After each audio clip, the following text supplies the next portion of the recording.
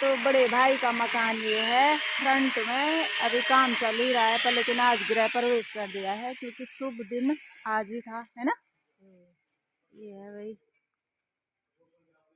तीसरी ऊपर मोमटी में भी एक कमरा भी है। बधाई है भाई, खुशी है भाई। अब तो आने जाने में कोई दिक्कत नहीं होगी, है ना।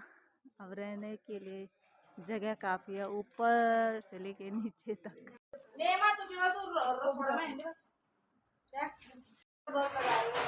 और गृह प्रवेश हुएगी, बहुत बहुत बधाई। और भगवान जी का आशीर्वाद है,